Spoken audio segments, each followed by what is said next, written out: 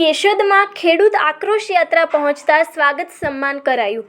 કોંગ્રેસની 100% વળતરની મોટી જાહેરાત. કોંગ્રેસની ટ્રેક્ટર રેલી, ખેડૂતોના દેવા માફી અને અત્યાચારોનો અંત. 900 કિલોમીટરનું આક્રોશ પ્રવાસ. ગુજરાત કોંગ્રેસનો ખેડૂત હક્કો અભિયાન. કેશોદ સભામાં કોંગ્રેસ નેતાઓનો ખુલ્લો પડકાર, 100% વળતર નહીં તો કોંગ્રેસ નેતાના પગાર આપશે. સૌરાષ્ટ્રમાં ખેડૂતોનો વિદ્રોહ, કોંગ્રેસની યાત્રાથી જમીન માપણી પર પ્રશ્નો. રાજ્યમાં કમોસમી વરસાદે રાજકીય વાતાવરણને પણ ગરમ કરી દીધું છે. પાછલા ઘણા સમયથી સુષુપ્ત અવસ્થામાં રહેલી કોંગ્રેસ પણ રાહુલ ગાંધીની ગુજરાત મુલાકાતો અને અમિતભાઈ આગેવાની પછી સ્પાઈડરમેન કરતાં પણ વધારે એક્ટિવ થઈ ગઈ છે. જૂનાગઢ જિલ્લામાં કમોસમી વરસાદને લઈને ખેડૂતોને થયેલા નુકસાનીનો વળતર.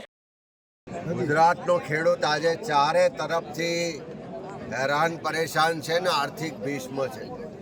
એવા સમયમાં ખેડૂતોના સંપૂર્ણ દેવા માફ થવા જોઈએ અને પાક વીમા યોજનાની શરૂઆત કરવા માટેની માગણી સાથે ખેડૂતોની જે તકલીફ છે, જે પીડા છે, દર્દ છે, જે આક્રોશ છે, એને વાચા આપવા માટે સોમનાથથી ખેડૂત આક્રોશ યાત્રાની કોંગ્રેસ પક્ષ દ્વારા શરૂઆત કરવામાં આવી છે. સમગ્ર સૌરાષ્ટ્ર વિસ્તારમાં આ યાત્રા અલગ અલગ જિલ્લાઓમાં ભ્રમણ કરી 11 જિલ્લાઓમાંથી પસાર થઈને 13 તારીખે દ્વારકા ખાતે સમાપન થવા જઈ રહી છે. ત્યારે આખા દિવસ દરમિયાન આજે સોમનાથથી યાત્રાની શરૂઆત થઈ અને આજે સાંજે કેશોદ ખાતે આ ખેડૂત સભામાં સમાપન કરવામાં આવ્યું છે. દિવસ દરમિયાન અનેક ખેડૂતોના ખેતરમાં જઈ અને એમની નુકસાની, એમની તકલીફ, એમના પ્રશ્નોને સાંભળ્યા છે, જોયા છે. ખેડૂતોની જે પીડા છે, જે દર્દ છે, જે આક્રોશ છે, જે એમનું રુદન છે, એને પ્રત્યક્ષ અનુભવ્યું છે.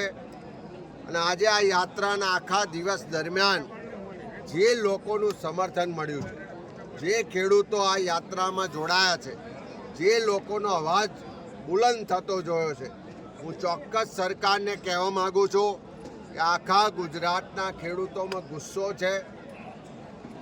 એની તકલીફો, એની પીડા પ્રત્યે સરકાર જે ધ્યાન નથી આપતી, એને લઈને આવનારા દિવસોમાં રસ્તા પર ઉતરીને લડત લડવાનો એમનો મક્કમ નિર્ધાર છે.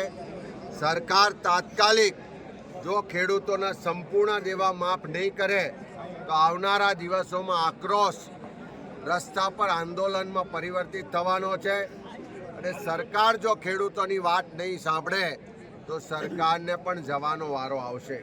ત્યારે ફરી અમે ખેડૂતો વતી ગુજરાત સરકારને, દેશની સરકારને કહેવા માગીએ છીએ કે આ તકલીફના સમયે ખેડૂતોની જે માંગ છે એ મુજબ ખેડૂતોના દેવા સંપૂર્ણ માફ કરે, નહીં તો આવનારા દિવસોમાં ખેડૂતોના આક્રોશનો ભોગ બનવાની તૈયારી રાખે.